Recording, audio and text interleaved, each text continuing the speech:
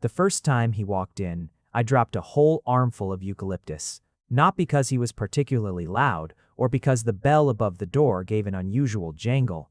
It was just that the shop had been quiet for so long that the sound of anything new felt like a stone thrown into still water. The ripples moved through me before I could stop them. I crouched to gather the fallen stems, and by the time I stood back up, he was already standing at the center of the shop, looking around with a kind of unhurried attention that people rarely bring to flower shops. Most people walk in knowing what they want: roses for apologies, sunflowers for birthdays, lilies, almost always lilies, for funerals. They move through the space like they move through grocery stores, with a list in their head and very little room for anything else. This man looked like he had nowhere to be and all the time in the world to get there. He was tall. Not in the way that makes people seem awkward with their own height, but in the way that suggests a body that has always known exactly how much space it takes up and has made peace with it.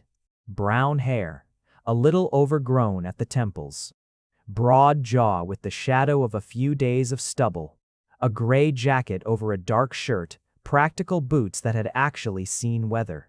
He had the kind of face that wouldn't have looked out of place on a hillside somewhere, something honest and angular about it, a face shaped by outdoor light and not particularly concerned about what mirrors thought of it. I waited for him to make his way toward something. The display cases, the cooler, the arrangement samples I had hanging near the back wall. He did none of those things. He just stood there, breathing in slowly the way people do when they walk into bakeries, and then he looked at me. "You've got a good shop," he said. That was all. No question about prices. No request for help selecting something.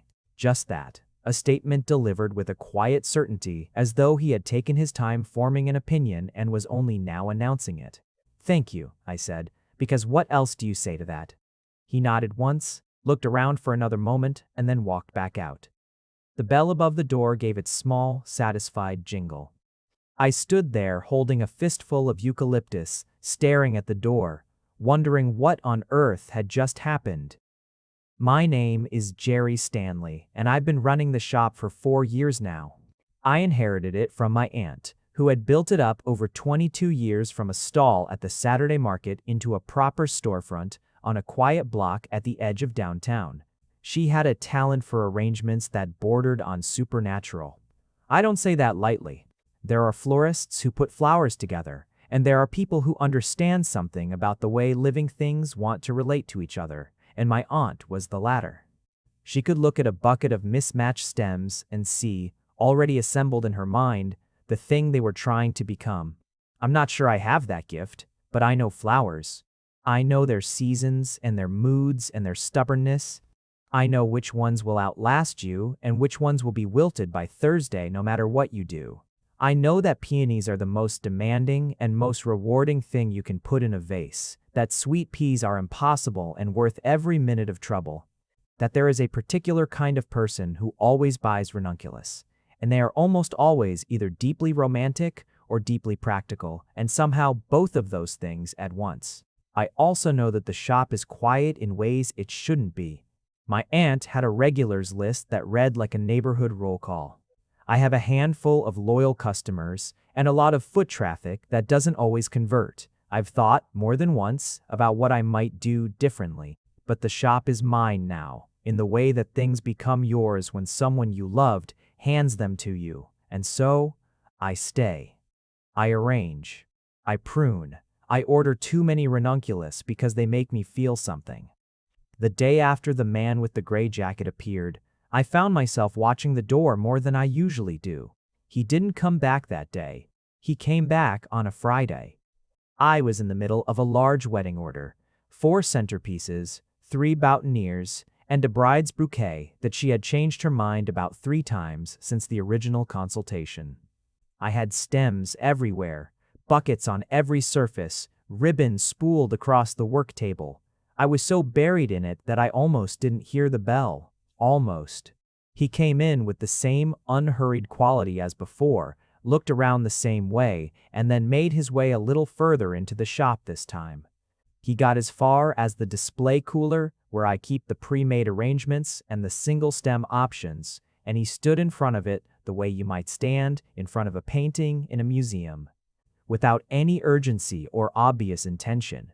I had ribbon in one hand and a boutonniere in various pieces in the other. I set everything down and came to the front of the shop. "Looking for anything specific?" I asked. He thought about it, actually thought about it, which I noticed because most people say no without pausing.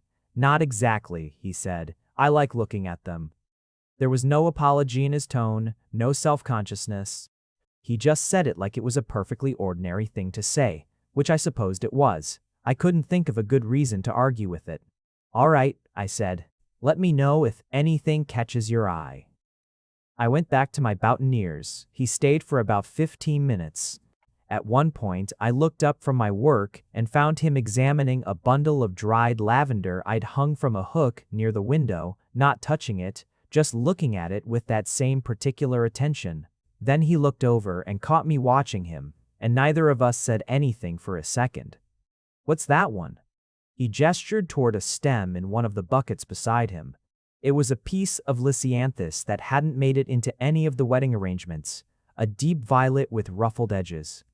"Lisianthus," I said, "sometimes called prairie gentian." He looked at it for another moment. "It looks like it can't decide what it wants to be." I opened my mouth to say something and then stopped, because that was actually a fairly good description of lisianthus. The blooms ruffle and open unpredictably, layers over layers, sometimes almost resembling one flower and then pivoting entirely. "That's not wrong," I said. He nodded, apparently satisfied. And then he left again, same as before. Just gone, without buying anything, without asking for anything, leaving the bell to do its little announcement of his absence. I stared at the lisianthus for a while. I started asking around, in the way that you do in a neighborhood where everyone is roughly aware of everyone else without ever having had a formal introduction. The coffee shop on the corner was my first stop. Maricela, who has been pulling shots there for 7 years and knows everything about everyone within a 6-block radius. "Tall guy," I said. "Brown hair, gray jacket, built like somebody who spends time outdoors." Maricela didn't even stop steaming milk. "Owen Brown," she said. "He runs the landscaping company. Brown and Associates, the green trucks, you've seen them." I had seen them. Of course I had. The green trucks were a fixture around the neighborhood from spring through autumn, and I'd occasionally thought vaguely that whoever ran that operation had a good eye for plant selection in public spaces. "He comes in here sometimes," Maricela continued. "Coffee, black, no fuss. Sits by the window if there's room, doesn't bother anyone. Seems like a decent sort." "Does he usually just wander into businesses without buying anything?" She gave me a look. "Did he wander into your shop without buying anything?" "Twice." She thought about this with the seriousness it deserved. "Huh, that's interesting." That was all she had for me. I thanked her for the coffee and walked back to the shop with the name Owen Brown turning over in my mind like a smooth stone. Owen Brown. Landscaping. Green trucks. A man who knew plants well enough to run a business around them, who had walked into a flower shop twice without buying anything, and whose only notable contributions to both visits had been the observation that I had a good shop and the surprisingly apt description of lisianthus as something that couldn't decide what it wanted to be. I wasn't sure what to do with any of that information, so I did what I usually do with things I'm not sure about. I put it on a back shelf in my mind and got on with the work. He came back the following week on what I was fairly certain was the same day, roughly the same hour, which meant it was either a coincidence or something else entirely, and I was not quite ready to think too hard about which. This time, I was at the front of the shop, trimming stems at the work table near the window. He came in, and I didn't drop anything, which felt like a personal achievement. "Owen Brown," I said, because I had the name now and I didn't see any reason to pretend otherwise. He stopped. Something in his expression shifted. Not surprise exactly, more like the quiet recalibration of someone who has been seen clearly and is deciding how to respond to that. "You checked," he said. "Maricela at the coffee shop," I said. "She knows everything." The corner of his mouth moved. It wasn't quite a smile, but it was the suggestion of one, the structural possibility of it. "Fair enough," he said. "Gerry Stanley," I offered. "In case you were wondering." "I knew," he said. Now it was my turn to pause. "How?" "Sign on the door says Stanley's. And your aunt, Margaret, right? I did some landscaping consultation for her once, years back. She mentioned she had a nephew who'd probably take over the shop someday. Said you had a good eye for things." Something moved in my chest at that. My aunt had been gone for almost 2 years. The idea that she had mentioned me, to someone I hadn't met yet, in a conversation I hadn't known about. It felt like finding a note in a coat pocket. Small and significant. "She didn't mention you," I said, when I could. "She had no reason to," he said simply. "We only talked the once." He moved through the shop a little more freely this time. Got close enough to the arrangement display that I half expected him to reach out and touch something, but he didn't. He kept that careful, respectful distance, the way someone does when they understand that things in a shop belong to someone else until they don't. "Can I ask you something?" I said. He looked over. "Why do you keep coming in?" He didn't answer right away. He looked at a cluster of white anemones arranged in a dark glass vase, their black centers like small punctuation marks. "I walk past here a lot," he said. "Been walking past for a few years. But it was always closed when I came by, or, I don't know, it didn't feel like the right moment." A pause. "One morning, a few weeks ago, I walked past and the door was open and the whole front of the shop smelled like rain and something green, and it seemed like the right moment." I looked at him. He looked back at me with the same calm steadiness that I was coming to recognize as just his manner, the way some people are. "You still haven't bought anything," I said. "No," he agreed. "Are you planning to?" He thought about it, that genuine unhurried considering that he brought to everything. "Probably not yet," he said. And then he thanked me, actually said thank you for what I wasn't sure, and left. I stood in the middle of the shop for a moment, in the quiet after the bell, and thought that Owen Brown was possibly the strangest customer I had ever not had. The fourth visit, he brought something. Not a purchase. He brought a small craft paper bag, the kind from the bakery 2 streets over, and he set it on my work table without ceremony. "They do a good morning bun," he said. I thought, "since I keep taking up space in here." I looked at the bag. I looked at him. "You're not taking up space," I said. "You're hardly here for more than 20 minutes at a time." "Still," he said. I opened the bag. There were 2 morning buns, glazed and fragrant, still warm enough that the paper had gone slightly translucent at the bottom. "Did you eat?" I asked, because I was apparently incapable of just accepting a gift without interrogating it, earlier. "So these are both for me? I thought we could split them," he said. "If that's all right." It was all right. I made coffee on the little machine I keep in the back, the one that's mostly for my own use, and occasionally for customers I particularly like, and we ate morning buns standing at opposite ends of my work table with flowers between us and the early light coming in through the window in long pale strips. He didn't say a great deal, neither did I. But it wasn't the silence of 2 people who have nothing to say. It was more like the silence of 2 people who are figuring out that they don't need to fill every moment, that some moments are complete already. At one point, he asked about the flowers in the cooler, what everything was called, what the seasons were, what I grew myself versus what I sourced. I answered properly, not just the names but the context, the particularities. He listened the way someone listens when they're genuinely filing the information away rather than just waiting for their turn to speak. When the morning buns were finished and the coffee was gone, he picked up the empty bag, folded it neatly. I noticed that, the neatness of it, and said he should get back to work. "Me too," I said. He paused at the door. "Same time next week?" It took me a second to realize he was asking, not just stating. "Sure," I said. The bell. And then the particular quality of the shop when it's just me again, which is a quality I've always found comfortable, genuinely comfortable, but which now had something else added to it, something like the aftertaste of good coffee. The weeks that followed have a particular texture in my memory, a rhythm to them that I didn't notice myself settling into until I was already well inside it. He came every week, sometimes more than once. The visits grew longer almost without anyone deciding they would, from 20 minutes to 40, from 40 to an hour. He stopped arriving and leaving like he was testing the water, and started arriving like he was coming somewhere. He never bought anything. I stopped waiting for him to.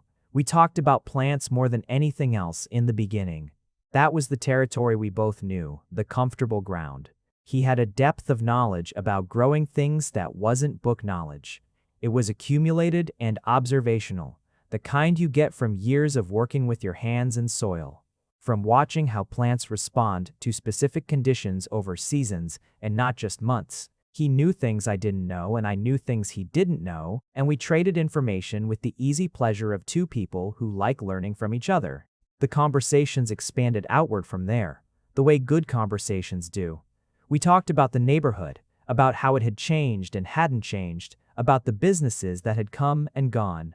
We talked about his company, which he had built from himself and two other people, into a crew of 12, about what that process had been like, the years when he couldn't afford a mistake and made several anyway.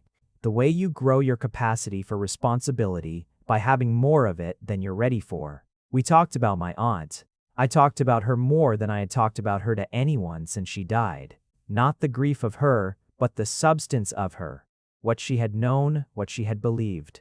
How she had moved through the world with a particular fierce gentleness that I had spent my whole life trying to understand. She sounds like someone who knew what she was for, Owen said once. I had to think about that for a while. Yes, I said eventually, that's exactly it. He nodded like he understood. I thought maybe he did. It was sometime around the 6th or 7th visit that I noticed I was paying attention to him in a way that was harder to explain as simply being a good host. It happened in small ways first, the way these things usually do when you're not paying enough attention to yourself. I noticed when he arrived that I had started wearing the cleaner of my 2 work aprons. I caught myself looking toward the door in the half hour before he usually showed up. I started keeping the good coffee for when he was there instead of running through it on solitary Wednesday afternoons. I noticed that when he laughed, which wasn't often but wasn't rare, a quiet sound quickly over. Like something he wasn't quite used to allowing, something in my chest made an announcement that I didn't quite know what to do with. I noticed his hands. They were large and had the slight roughness of outdoor work, and they moved with the deliberateness that I found I liked to watch. When he was thinking, he had a habit of picking up whatever was nearest, a pencil, a stem, one of the small river stones I keep on the work table as weights, and turning it in his fingers without looking at it. When I figured that out, I started putting things within his reach when he came in, without admitting to myself that that was what I was doing. I noticed, when he left, that the shop felt different than it had before he started coming. Not empty, exactly. More like a room that had had a fire in it and was still warm. None of this felt alarming. It felt, if anything, very quiet and very still, like something growing in the dark before there's anything visible above the soil. Then there was a particular Thursday. He came in a little later than usual, somewhere around noon instead of 10. He was still wearing his work jacket, had clearly come straight from a job. He had a leaf stuck to the back of his arm, which I didn't tell him about for probably 3 minutes, which is its own small confession. We were talking about something ordinary. He'd had a difficult client that week. Someone who wanted a garden that was also a parking area for 4 cars, and didn't understand why those two things were fundamentally in conflict. And he was describing it with a dry, spare sort of humor that was one of my favorite things about him, this very particular quality of finding something funny without straining for it. And I realized, standing across the work table from him with my trimming shears in one hand and a look on my face that probably told the whole story, that I was in a great deal of trouble. The thing about realizing you have feelings for someone who visits your flower shop once a week without ever buying anything is that you spend a certain amount of time questioning the entire foundation of what's happening. Because what was happening, exactly? He came to see me. I was reasonably sure of that. He had said as much, in the indirect way that he said most things, and I had learned to read his indirectness not as evasiveness but as precision. He chose words carefully. He didn't say things he didn't mean. So when he said he came because the shop felt like a good place to be, I believed him. When he said he liked talking to me, I believed that too. But liking a place and liking a person and wanting to be around a person are different quantities, and I couldn't always tell which category I was in. I spent some time being frustrated with myself about this. I am not, as a rule, someone who struggles to know what he wants. I run a business. I make decisions. I can tell a bride that her vision for her bouquet is beautiful, but structurally impossible in a single stem bundle without losing the sale or the client. I am not easily unsettled. Owen Brown unsettled me. Not in the way that fear unsettles you. Not like that. More in the way that walking outside after a long time indoors unsettles you. The air feels different, the scale of things feels different, and you're suddenly aware of dimensions you'd stopped noticing. I talked to my friend Patrick about it obliquely. Patrick has known me since we were 22 and has very little patience for obliqueness. "So you like this man," he said in the flat, clear way he has. I didn't say that. "Gerry, you spent 11 minutes describing how he holds a pencil." I did not say anything to that. "Tell him," Patrick said. "Tell him what?" "That you like him. He comes to my shop to look at flowers. There's a context issue." IOI. "The context," Patrick said, "is that he keeps coming back. Every week, without buying anything. That's not normal flower shop behavior. That's someone who wants to see you." I thought about this after I hung up, thought about it for the rest of that evening in fact, made dinner, thought about it. Watched a film I mostly didn't follow, thought about it. Went to bed, thought about it more, which was not useful. Owen Brown came to my shop without buying anything, every week, for months now. The winter crept in earlier than usual that year. By November, the mornings were properly cold. The kind of cold that makes you see your breath, that makes the walk from home to the shop something to be crossed rather than enjoyed. I started keeping a small electric heater near the work table and discovered that it was almost exactly warm enough when Owen was in the shop and slightly too warm for one person. I did not examine that thought too carefully. He started coming twice a week without either of us suggesting it as a formal change. It just happened. One week there was a reason. He was passing by and thought he'd stop. There was something he'd been meaning to mention about the lavender variety I'd been asking about. And then the next week, there was another reason. And then the week after that, no reason was offered at all. And neither of us mentioned that. In December, before the Christmas rush made the shop genuinely impossible, we had a conversation that I have thought about many times since. He had been helping me, without being asked, which was typical. He had a way of making himself useful that was completely without self-congratulation. Just noticing what needed doing and doing it. Sorting through a delivery that had come in slightly damaged from transport. We were at opposite ends of the long work table, sorting stems, and he said, out of a not-quite silence, "Can I ask you something?" "You can ask me anything," I said, which came out more directly than I intended. He looked at me across the flowers. "Have you always been here, in this city?" Not the question I'd been bracing for, not that I'd been bracing for anything specific. "No," I said. "I moved here when I took over the shop. I was in a different city before." "What was there?" I thought about how to answer that. "A relationship that had run its course," I said.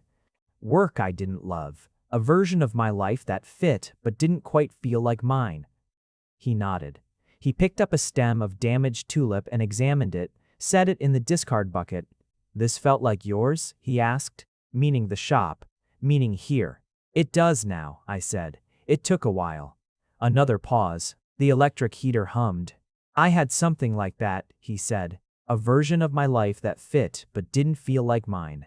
I ended it about 5 years ago. It took longer than it should have.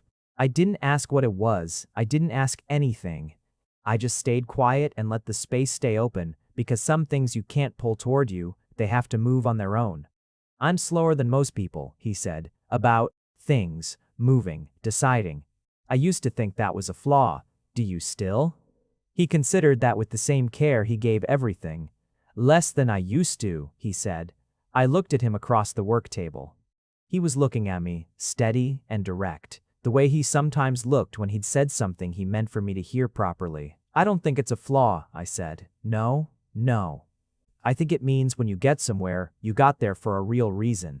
He was quiet for a moment. Then, yeah, he said. That's what I think too. Christmas came and buried me. The 2 weeks before December 25th are the single most intense stretch of the florist's year, and even in a shop my size, it becomes something slightly surreal. Orders backing up last-minute requests. Deliveries going wrong in cascading ways. A temporary assistant who was lovely but new and needed constant guidance. I was at the shop before light and home after dark for 12 days straight. Owen didn't come during that stretch.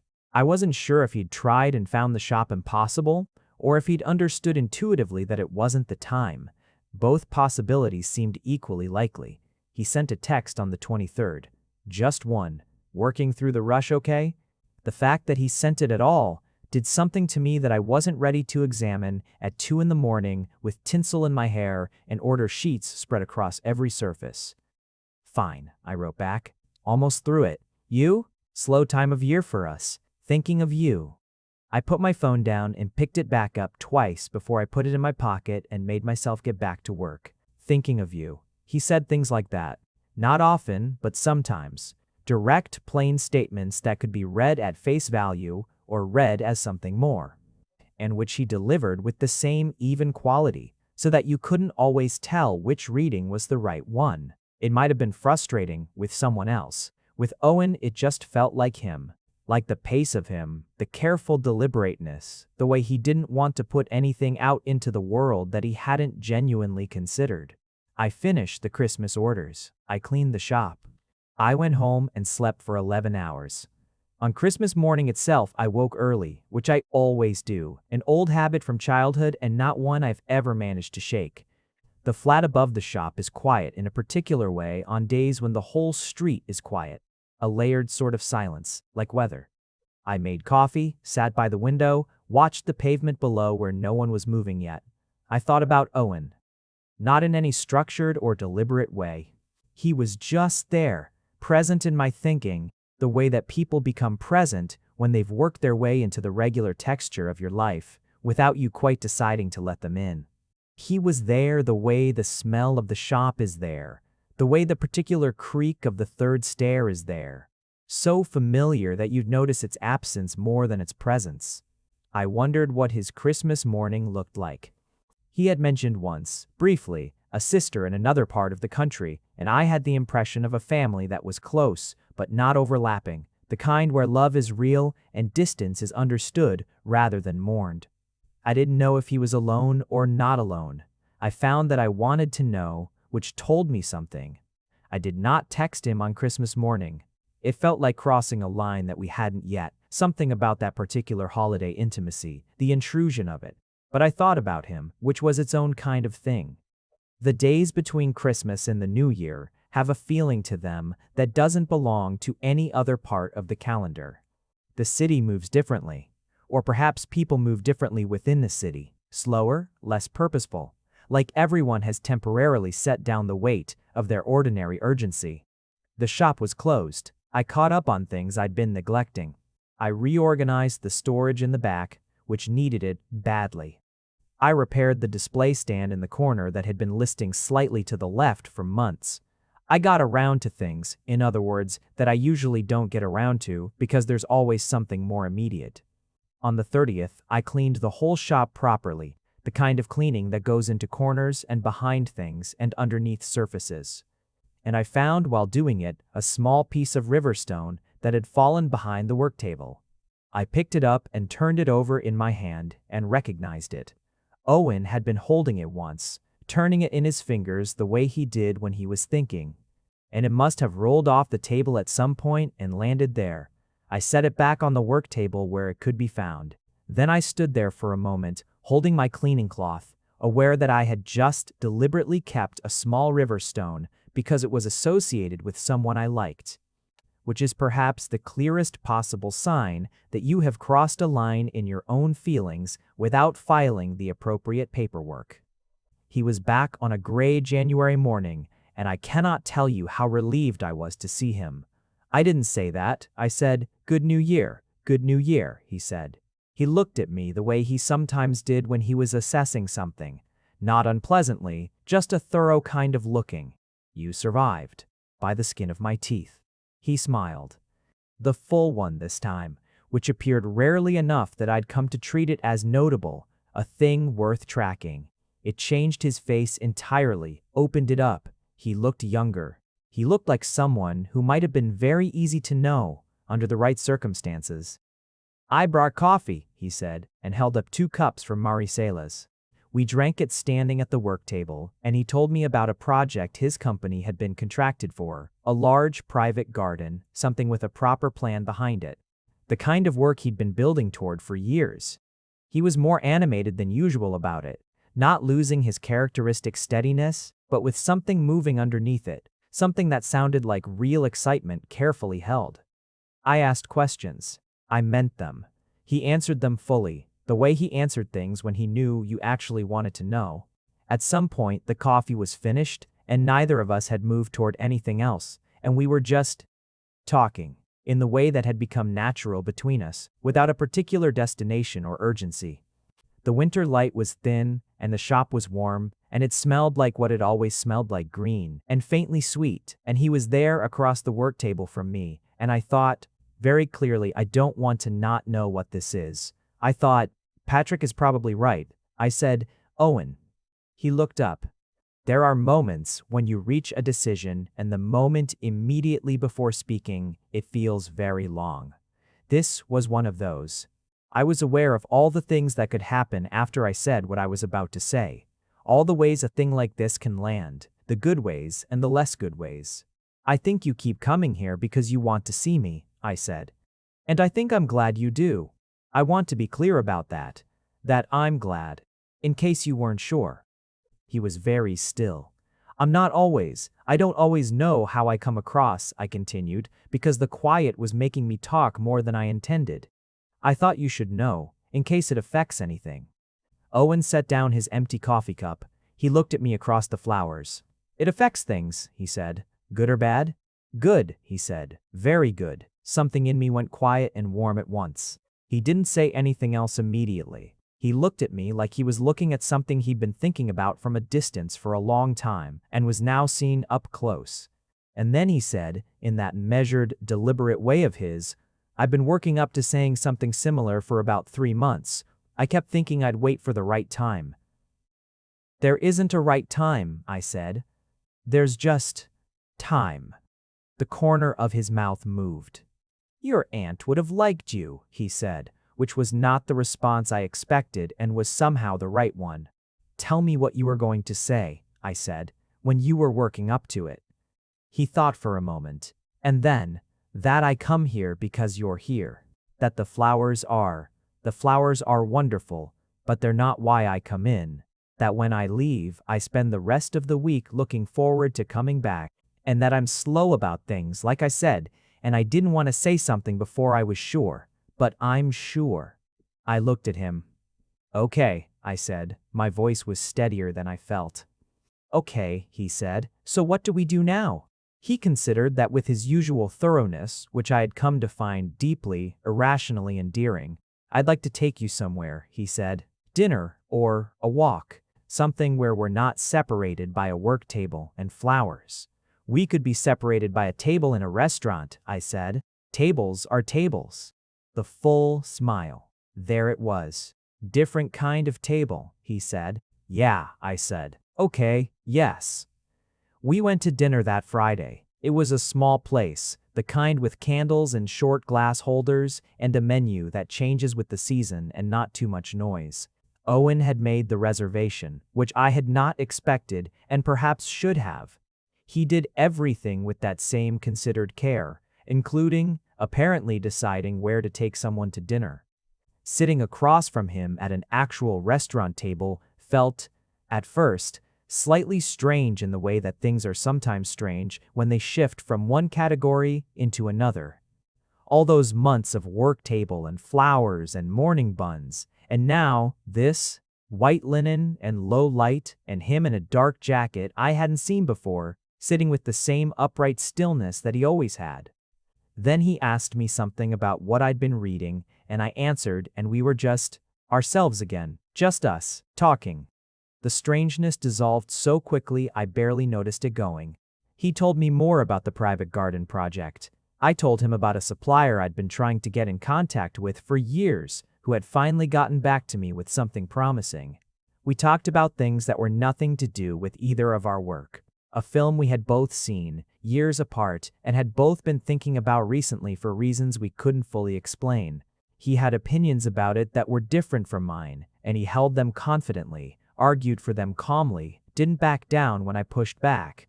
I found that I liked that too. I didn't want someone who agreed with everything. I'd had that once, and it had felt less like partnership and more like talking to a very pleasant wall.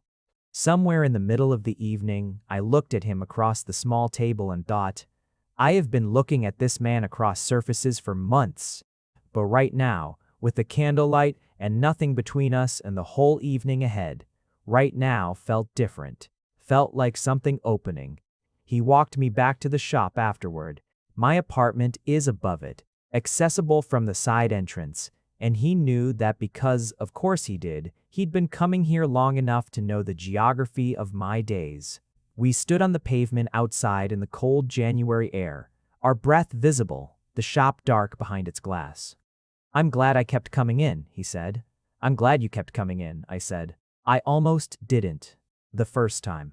What stopped you from not coming? He thought about it. The door was open, he said, and it smelled like rain and something green, and it seemed worth seeing what was inside. I looked at him.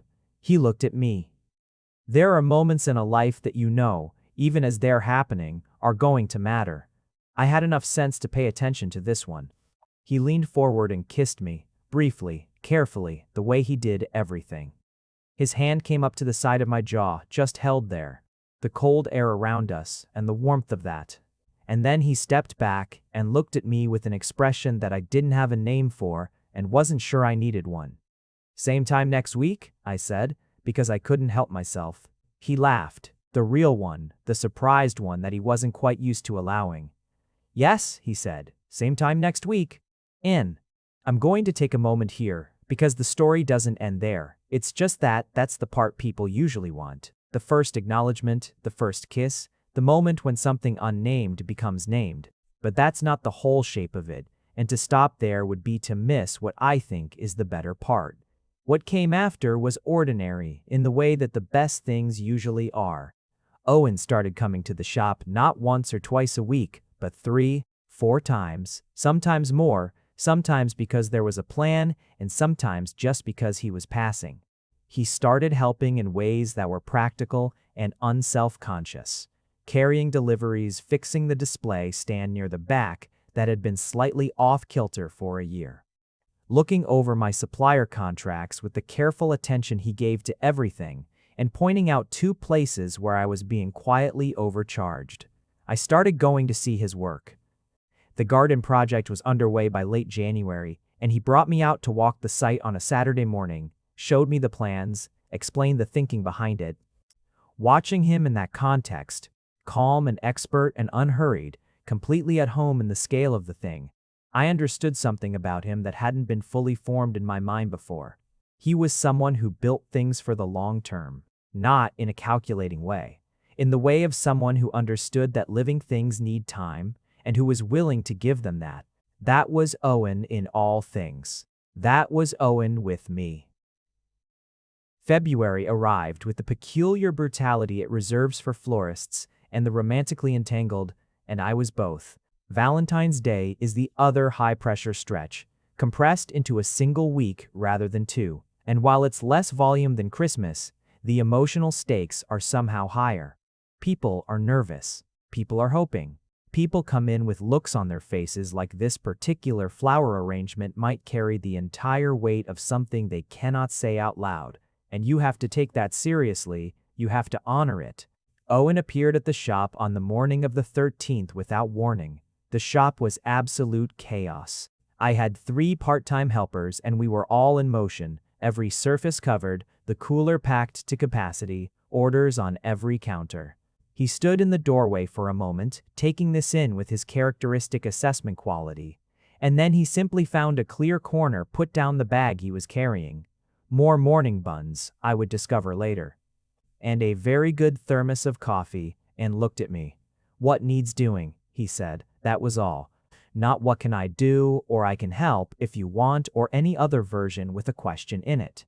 Just, "what needs doing?" As though it were already decided. I looked at him across the organized mayhem of the shop. "The ribbon needs pre-cutting," I said. "Table by the back wall, 6 inches, 12 inches, and a long one for bows. I'll show you the length. And then after that, the single stem orders need tissue wrapping, and you'll need to learn my fold." "Show me the fold," he said, and came to the work table. He was there for 4 hours. He pre-cut ribbon with the attention of someone who understood precision was the point. He learned my tissue paper fold on the second attempt. He answered the phone twice when everyone else was occupied, and I heard him speaking to customers in the same calm, unhurried way he did everything, and the customers seemed reassured rather than put off, which is not a small thing. At one point, I looked over and found him carefully, methodically wrapping single white tulips with a concentration that I had only seen him bring to things he took seriously. I had to look away. He bought something from the shop for the first time on Valentine's Day. I almost missed it. The afternoon was still busy. The tail end of the rush. A few last-minute customers coming in with the expression of people who have realized, with some urgency, that it is in fact February the 14th. I was at the register, and Owen was in the back washing up after the morning's work, and I thought nothing of it when the bell rang. But when I looked up from the register, it was him. He had come around from the back through the side passage, and he was standing in front of me with a single stem. The last lisianthus I had in stock, a deep violet one, the same color as the one he'd asked about on his second visit. He set it on the counter in front of me. "One lisianthus," he said. "The thing that can't decide what it wants to be." I looked at the flower. I looked at him.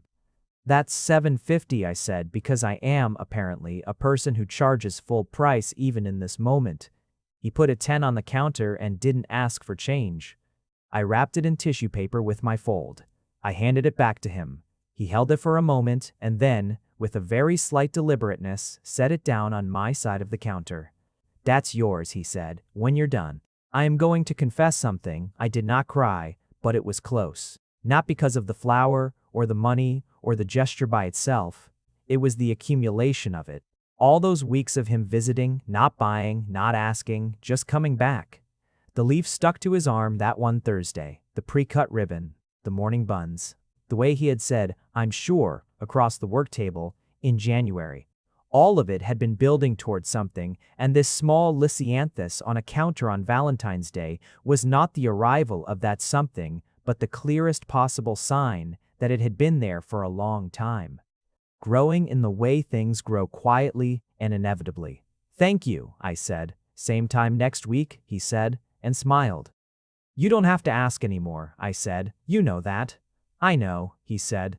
"I still like asking." Spring came back around, and with it, the first anniversary of the first time Owen walks through my door. I marked it internally and said nothing, because I wasn't sure how he tracked time, whether he remembered specific dates the way I did, or whether things accumulated differently for him. The morning it arrived, I was in the shop early, as I always am in spring when the deliveries are heaviest and the whole operation has to begin before the light does. I was chest-deep in tulip buckets when the bell rang. I was not expecting him quite this early. He was in his work jacket and boots, clearly on his way to a site. He had a paper bag from Maricella's bakery in one hand, held out toward me as he came through the door. "Morning," he said. "Morning," I said. "You're early. Wanted to catch you before the day got going." He set the bag on the one clear corner of the work table. 1 year. So he had tracked it. I looked at him across the tulips. 1 year, I said, you were dropping eucalyptus. "I remember." "You recovered very smoothly." "I absolutely did not," I said. "I just didn't let you see that." He smiled. He came around the work table and stood next to me, which was slightly unusual. He normally maintained the geography of the shop, kept to his side of things, and he looked at what I was doing with the tulips, which was sorting them by variety for the day's arrangements. Anything I can do? He said. I can manage, I said. You've got a sight. I've got 10 minutes. He picked up a bucket and started moving tulips beside me, without instruction, just watching what I was doing and following the logic of it. After a moment he said quietly, I've been thinking about something. I waited. The shop's lease comes up in the autumn. I glanced at him sideways. Yes, I'm in talks about renewal. Are you planning to stay? That's the plan. He nodded, handling tulips. I've been thinking about the space next door. It's been empty for a while. I talked to the building management. They'd consider an arrangement, a garden design office, small one, for the consultation work, the higher-end clients, the planning side of things. I stopped sorting tulips. The space next door. It shares the back wall with your storage, he said. We'd be on either side of it. I looked at him. He was looking at the tulips with great apparent interest. Owen, I said. It makes practical sense, he said steadily. Good foot traffic, nice neighborhood. It'd be good for both businesses, potentially cross-referral. People who come in here for arrangements might want garden consultation, and vice versa. That's a very reasonable business case, I said. I thought so. Is that why you're considering it? The business case? He set down the bucket. He looked at me. That direct, calm, steady look that I knew now, that I had learned to read. No, he said. I didn't think so. We looked at each other for a moment, there among the tulips in the early spring light coming through the glass front of the shop. I want to be close, he said simply. I know it's a big move, the office. It's not just about being close to you. It makes real sense for the business. But the part that decided it, the actual decision, that was about you. I took a breath. Ask me properly, I said. A pause. Then, will you be all right with that? With me next door? Yes, I said. I think I will be very all right with that. He signed the lease in August. I remember the day he told me because I was in the middle of separating dahlia stems and I set them all down very carefully and deliberately. Like if I did it too fast, I might miss the weight of the moment. He had texted. He texts more now than he used to, which is its own small happiness. And the message was, signed. Move-in is October. You'll have to tell me what to do with the window display. I typed back. You're seriously asking the florist for advice on window display. A pause. Then, is there someone more qualified I should be asking? I laughed out loud in an empty shop, startling myself. The renovation on the space next door took most of September. I watched it from my side of the wall with something between anticipation and surreality. The sounds of it, sawing the low thud of things being moved. The occasions when someone would knock on the wall between us, presumably by accident, and I'd stop what I was doing and listen. All of it felt significant in the way that only things involving Owen seemed to feel. He moved in on a gray October day, 3 days before the anniversary of our first dinner. The space was simple when it was finished. A desk, drafting surfaces, a back area for site planning work, shelves for material samples. He had, without telling me, hung a small bunch of dried lisianthus on the wall near the interior window that looked out toward the street. I saw it from the doorway when he let me in for the first look. Said nothing about it for a full minute. Lisianthus, I said finally, the thing that can't decide what it wants to be, he said. Did you take that from my shop? I bought it, he said, reproachful. I'm a paying customer now. You bought one thing in 11 months. Quality over quantity. I looked at the dried lisianthus on his wall, in his new space, in the office that was on the other side of a shared wall from the shop that had been my aunt's and was now mine. Owen, I said. I'm very glad the door was open. He looked at me for a moment, that thorough, quiet looking. Me too, he said. I want to tell you about a morning in December, the 2nd December, because it's the moment I think of when I think of us. It was early, before anyone else was around. He was already in his office when I got in. I could hear him through the shared wall, the slight creak of his desk chair, the occasional sound of pages turning, the ritual sounds of someone settling into their work. I got the shop ready in the particular piece of early morning, put the kettle on, brought out the day's first deliveries. At some point, The door between our spaces opened. We had added an interior door in the autumn, an unremarkable door. Important enough to have changed everything about the daily texture of our lives, and he appeared with 2 cups of coffee and stood in the frame of it looking at me. "Morning," he said. "Morning." He came to my side, and we stood at the work table with the coffee, in the winter light, with the flowers around us. He was warm against my shoulder, solid and present, and the shop smelled the way it always smells, green and alive and slightly sweet. And outside the world was beginning to go about its business. People on the pavement, the first sounds of traffic. I thought about the first time he walked in, the eucalyptus falling. The way he stood in the middle of the shop looking around as though he had all the time in the world, as though there was nothing to rush. I thought about all the things he had not bought, and the one thing he had.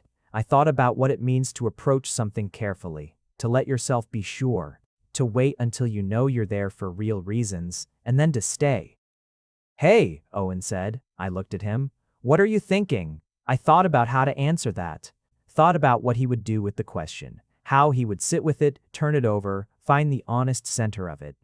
"That I'm glad you're slow about things," I said. He was quiet for a moment, looking at me with that particular look, the one I know now.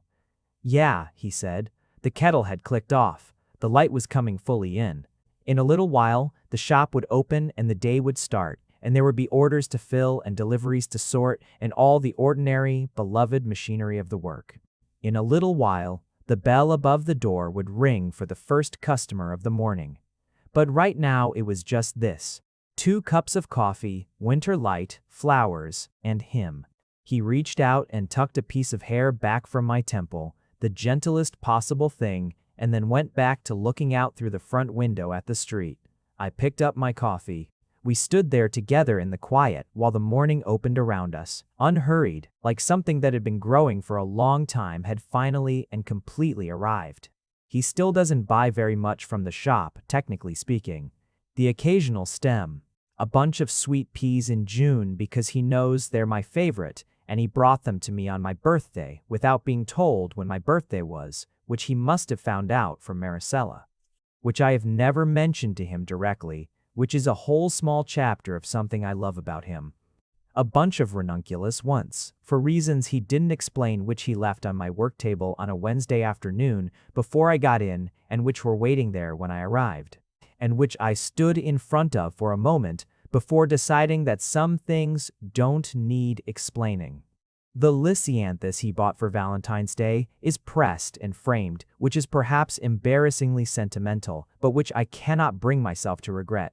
He still has the dried bunch on his wall. I replaced it for him in autumn, when the dried one had started to shed. I brought a new bunch from the shop, the best of the season's lisianthus, the deepest violet I had, and I hung it in the same spot without ceremony. He came in from a site visit and stood in the doorway of his office and looked at it. "You didn't have to do that," he said. "I know," I said. He came over and kissed me on the side of the head, brief and warm in passing, and then went to his desk and got on with his work. That's it. That's the whole story. A man kept walking into a flower shop without buying anything. I found that strange, and then stopped finding it strange, and then found it was the shape of something I needed. He was slow and deliberate and sure of very little until he was sure of everything, and when he was sure he said so, plainly, across a table covered in flowers. I was dropped eucalyptus, and $7.50 charged full price, and a door between our spaces that opens in both directions, and morning coffee, and a pressed lisianthus on my wall at home, and a person who turns things in his fingers when he's thinking, and who finds everything funny without reaching for it, and who came back every week without buying anything because he was waiting until he knew why. He knows why now. So do I. If you made it to the end, you're my kind of person. Leave a subscribe, comment down your favorite part of the story, and if you want early access to videos, exclusive content, or just want to support the channel, make sure to join our Patreon. Link is in the description. Even one member genuinely means the world to me. See you in the next one.